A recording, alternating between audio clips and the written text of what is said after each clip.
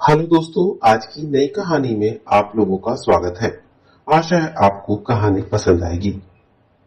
जब मैं शादी होकर अपनी ससुराल पहुंची और मैं नई नई दुल्हन थी, तो मेरा ससुराल में बहुत अच्छे से स्वागत हुआ। ससुराल वाले न ज्यादा गरीब थे, न ज्यादा अमीर, मध्यम वर्ग के परिवार था वह। मेरे सास ससुर बहुत सीधे साधे लग रहे थे। ससुराल में लगभग 6 सदस्य थे।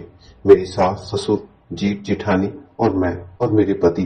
जेठ जी की सरकारी नौकरी थी, इसी वजह से वह हमेशा घर से बाहर शहर में रहा करते थे। जेठानी का स्वभाव भी मुझे काफी अच्छा लगा। मुझसे हमेशा प्यार से पेश आती थी और मुझे एक दोस्त की तरह समझती थी। मैं उन्हें दीदी कहकर पुकारती और जेठानी मुझे नाम से पुकारती थी। उनकी बातों में मुझे बड़ी बहन का महत्व झलकता। मेरी नजरों में उनकी बहुत इज्जत थी। मैं जब ससुराल में शादी करके आई, तो मेरी जेठानी ने ही मेरी पहली रात के कमरे को बहुत अच्छे से सजाया था। मैं कुछ हैरान भी थी और मुझे शर्मिंदगी सी भी महसूस हो रही थी। मैं उनसे नजरें नहीं मिला पा रही थी। साथ ही मेरे पति रवि के चेहरे पर भी शर्म झलक रही थी। मैं तैयार होकर अपने कमरे में पलंग पर जाकर बैठ गई। तभी मेरी जेठानी रवि को कमरे में लाई और उन्हें कमरे की ओर धक्का देकर कमरे का दरवाजा बंद कर दे देती है। मैं शर्म के मारे अपनी नजरों को नीचे कर बैठी थी। इतने में मेरे पति कमरे में आए और मेरे करीब बैठ गए। थोड़ी देर यूं ही वह मुझे टकटकी लगाए देखते रहे। इसके बाद कहते हैं, सीमा तुम बहुत खूबसूरत हो, मैं तुम्हें आज की रात जी भर के देखना चाहता हूँ। उन्हें ऐसा कहा तो मैं शर्म से लाल हो गई। तभी रवि ने धीरे धीरे अपने हाथों से मेरे घूंघट को हटाया और मुझे बिस्तर पर बिठा दिया। मैंने शर्म के मारे अपनी आंखों को बंद कर लिया। रवि कहने लगे, इतना क्यों शर्मा रही हो, थोड़ा सा नजर उठाकर मेरी तरफ देखो तो सही।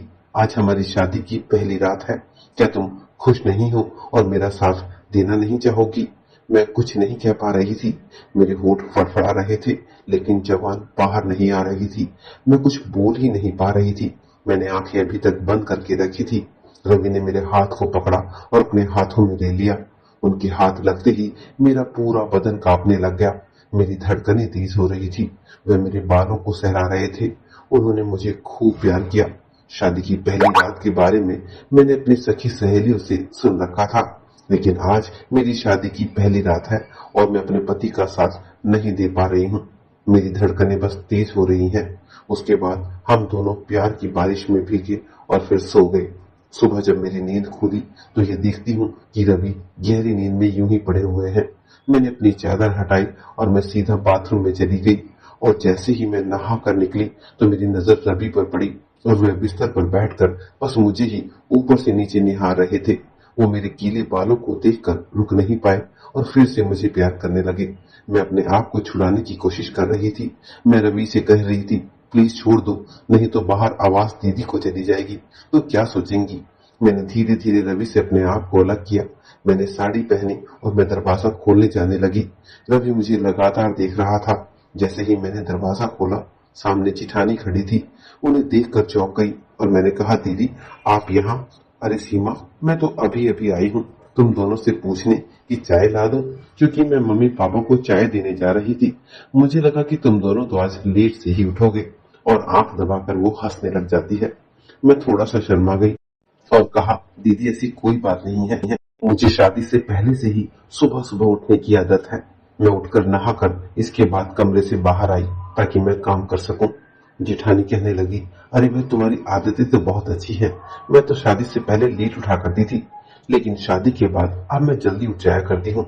चलो तुम भी अब उठ गई हो तो चाय भी पी लो, मैं चाय गर्म करके लाती हूँ। मैंने दीदी से कहा, दीदी आप मुझे दीजिए, मैं गर्म करके लाती हूँ। उसके बाद मैं किचन में चली गई और मेरी जेठानी रवि से पूछने लगी, क्यों देवर जी, पूरी रात कैसे गुजरी? इतना सुनते ही रवि को शर्म आ गई। उसने अपने नजर झुका दी। इतने में मैं भी चाय गर्म करके कमरे में ले आई। मैंने एक कप अपनी जेठानी को दिया और एक रवि को, और हम तीनों ने बैठकर चाय पी और खूब सारी बातें की। एक दिन सास ससुर को गांव खेती बाड़ी के काम से जाना था, जिससे वह सुबह सुबह ही उनसे कह गए कि हमें आने में कुछ दिन लग जाएंगे, तो तुम लोग अपना ध्यान रखना। इसके बाद वह गांव के लिए बस रवाना हो गए। रात हुई तो मैं अपने कमरे में आराम कर रही थी। तभी अचानक से मुझे अपनी जेठानी की और अपने पति की बातें सुनाई दी। मेरी जेठानी मेरे पति से कह रही थी कि जब सीमा सो जाए तो तुम उसके कमरे का ताला लगाकर मेरे पास मेरे कमरे में आ जाना। मैं ये सब सुनकर एकदम से चौंक गई कि वह ऐसा क्यों कह रही थी। मैंने बाहर आकर देखा तो मेरा पति मेरी जेठानी के कमरे में जा चुका था। मैं बाहर खड़े होकर उनकी बातें सुनने लगी। मेरी जेठानी रवि का बेसब्री से इंतजार कर रही थी। रवि को देखते ही वो कहती है, आओ देवर जी, मैं आपका ही इंतजार कर रही थी। बहुत दिन हो गए हैं, तुमने तो जी भर के मुझे प्यार ही नहीं किया। तभी रवि जेठानी से कहने लगे कि अब मैं ये सब आगे और नहीं कर सकता। इस पर जेठानी बहुत तेज गुस्सा हो गई और कहने लगी, मैं तुम्हें ऐसे नहीं जाने दूंगी। तुम मुझे छोड़कर नहीं रह सकते। तुम्हें मुझे यूं ही जिंदगी भर प्यार करना पड़ेगा, वरना इसका अंजाम तो तुम अच्छी तरह जानते हो। रवि को मजबूरन जेठानी के साथ समय बिताना पड़ा। मैं बाहर खड़ी रो रही थी। मुझे अपनी किस्मत पर गुस्सा आ रहा था। एक तरफ यह भी लग रहा था शायद रवि की मजबूरी है कि उसे जेठानी को रात भर प्यार करना पड़ेगा। उसके बाद मैं रोती हुई अपने कमरे में आकर लेट गई। सुबह होने से पहले ही रवि मेरे कमरे में वापस आ चुके थे।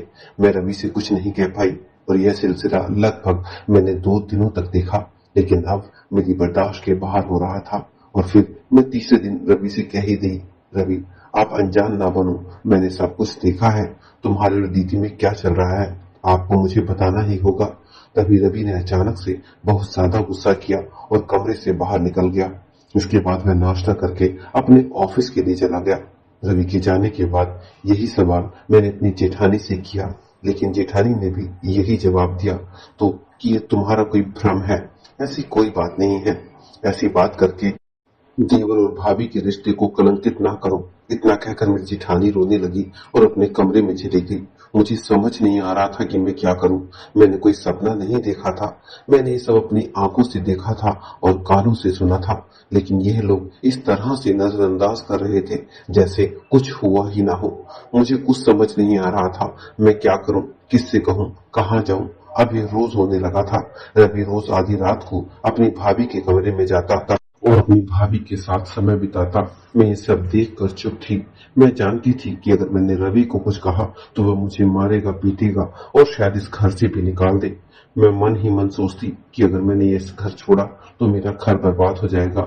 मेरी अभी नई नई शादी हुई थी, दुनिया क्या कहेगी, और अपने घर वापस जाती हूँ तो अपने माँ बाप पर मैं बोझ नहीं बनूंगी। और फिर बहुत सोच समझकर मैंने ये फैसला लिया कि मैं इस घर से कहीं नहीं जाऊंगी और इसी घर में रहूंगी, इसे अपनी किस्मत मान लूंगी। और फिर मैंने अपने पति और जेठानी की हरकतों को अनदेखा करना शुरू कर दिया, क्योंकि मैं सुकून से रहना चाहती थी, अपनी जिंदगी में चैन चाहती थी, क्योंकि इसके अलावा मेरे पास कोई चारा भी नहीं था। मन बहुत दुखता था, लेकिन मैं मजबूर थी। तो दोस्तों, यह थी आज की छोटी सी कहानी। आपको इस कहानी से क्या सीखने को मिला, और अगर आप मेरी जगह होते तो क्या करते? अपनी राय कमेंट सेक्शन में जरूर बताइएगा। आज के जमाने में बहुत से ऐसे घर हैं जिनमें सब चल रहा होता है और औरत ये सब चुपचाप सहती रहती है, सिर्फ समाज और अपने परिवार की खातिर ये सब सह लेती है। और फिर बच्चे होते हैं, बच्चों की खातिर भी सह लेती है। तो दोस्तों, वीडियो को लाइक और चैनल को सब्सक्राइब जरूर करें। धन्यवाद।